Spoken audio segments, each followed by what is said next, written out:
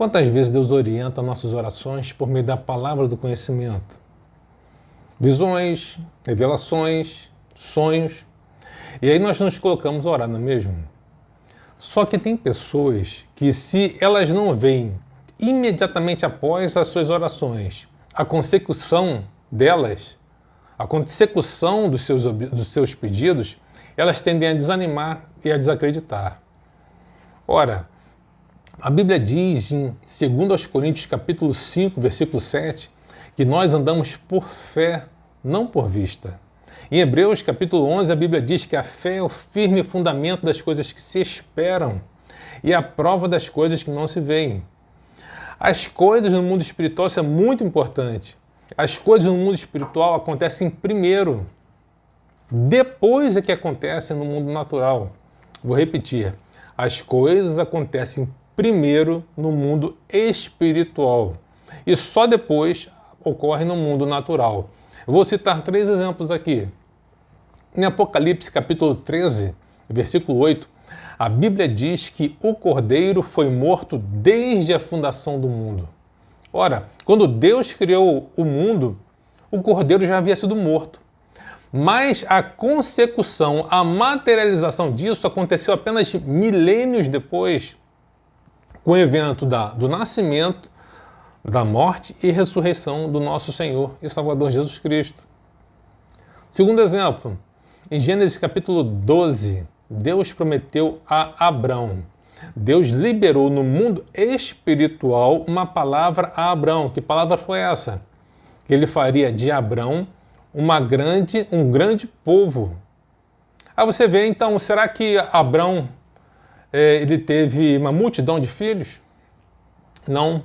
Um só filho estava ligado à promessa, que foi Isaac. Aí eu te pergunto, Isaac teve uma multidão de filhos? Não. Apenas um filho estava linkado à promessa, que foi Jacó, cujo nome foi mudado para Israel. A partir de Israel é que começou a haver uma multiplicação, uma multiplicidade de filhos. O que estava acontecendo antes, de uma progressão aritmética, passou a ocorrer de forma geométrica. Mas essa palavra de Deus que foi lançada no mundo espiritual para Abrão, em Gênesis capítulo 12, a gente pode verificar a consecução dela em Êxodo capítulo 1, séculos depois. Séculos. Quando a Bíblia diz que o povo de Israel estava multiplicando grandemente. Terceiro exemplo, José, filho de Israel. José teve 2 sonhos, ou seja, no mundo espiritual uma palavra estava sendo lançada. Que sonhos foram esses? Ele sonhou que ele e seus irmãos estavam amarrando feixes de trigo. E o feixe dele se colocava de pé. E o feixe dos seus irmãos se curvavam diante do feixe dele. Ele teve um segundo sonho. Ele sonhou que o sol, a lua e 11 estrelas se curvavam diante dele. E isso irritou até mesmo seu pai, irritou os seus irmãos, de modo que eles ficaram e já tinham um certo ciúme dele, porque o pai gostava muito dele em virtude da sua mãe, Raquel. E aí eles planejaram matá-lo. Só que eles acabaram não fazendo isso, eles acabaram vendendo José como escravo.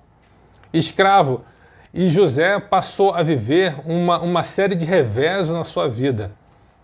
Ele negou prostituir-se, ele foi preso por se colocar fiel à palavra de Deus, porque se colocar fiel aos princípios do Senhor, foi preso e apenas 13 anos depois, porque quando José foi vendido como escravo, ele tinha cerca de 17 anos, mas só depois de 13 anos, ou seja, quando ele tinha 30 anos, é que aquela palavra foi concretizada.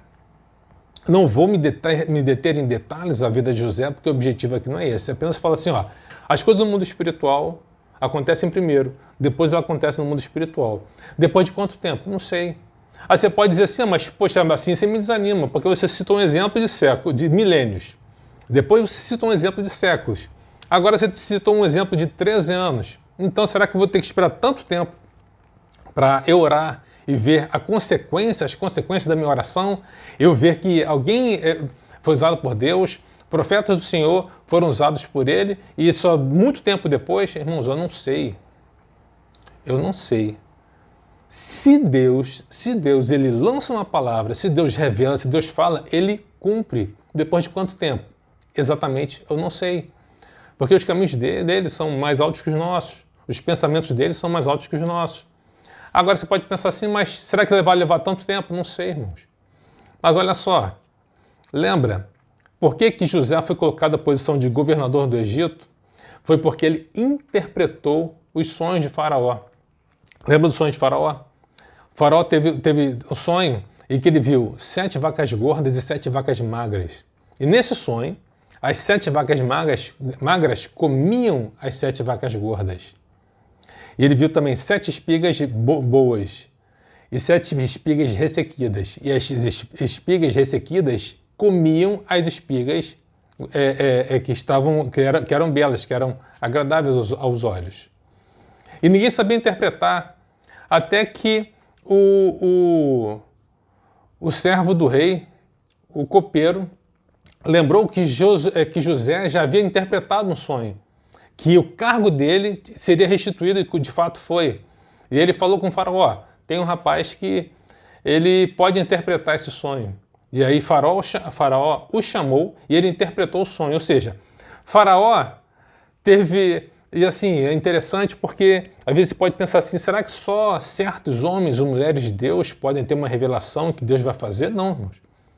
Deus faz as coisas do modo que Ele quer, do jeito que Ele quer, na hora que Ele quer, porque Ele sabe o tempo exato, o modo exato, o modo perfeito de agir.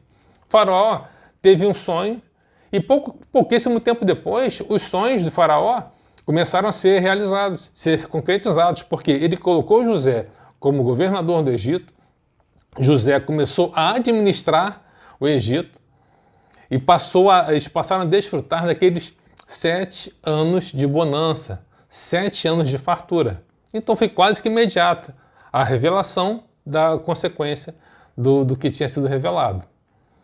Então, e aí sim José, depois de os seus irmãos foram até ele, e ele teve a consecução daqueles sonhos que ele tinha tido.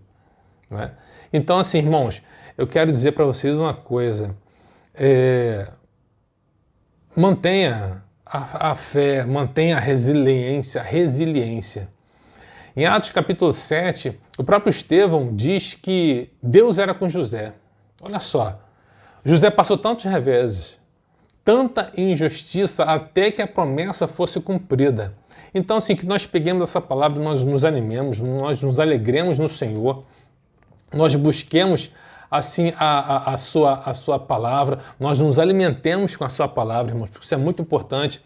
Às vezes a gente fica assim, procurando uma palavra aqui, procurando uma palavra ali, procurando saber a opinião de um, a opinião de outro. Às vezes, nós nos iramos, nos revoltamos com certas coisas que nós vemos, principalmente nos noticiários, e a gente tem que buscar a palavra de Deus. Se você tiver alguma coisa, sentimento no teu coração, um pesar no teu coração, busque a palavra de Deus. Olhe não para os fatos, não para os eventos, mas através deles. E tendo a Bíblia, a palavra de Deus, como tua referência. Ok? Como tua referência. Tá difícil? Louve ao Senhor. Adore a Deus, irmãos.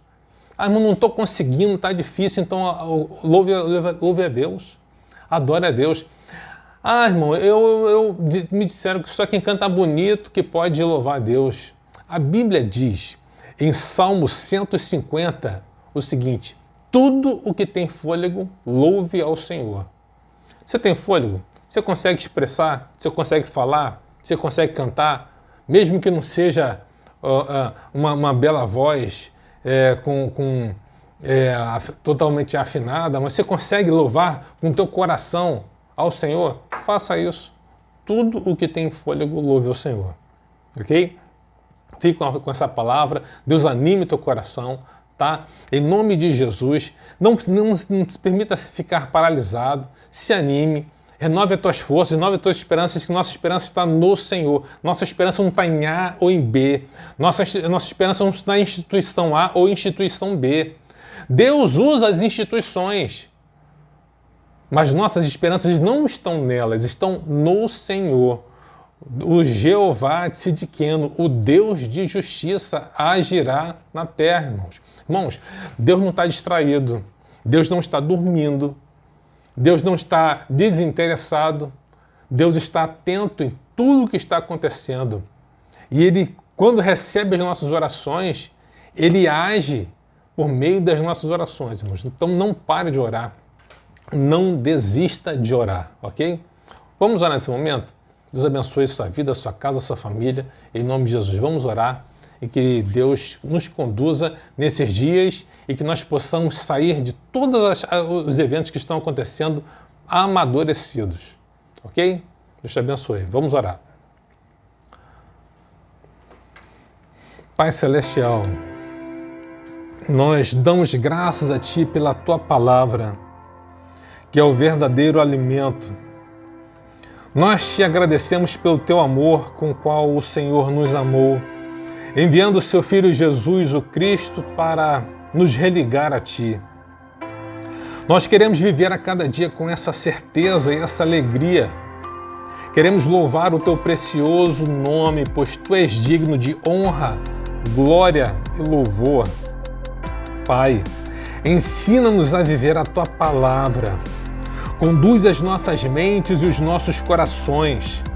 Tira de nós todos os pensamentos que não Te agradam. Nós submetemos nossos caminhos a Ti, pois eles são superiores.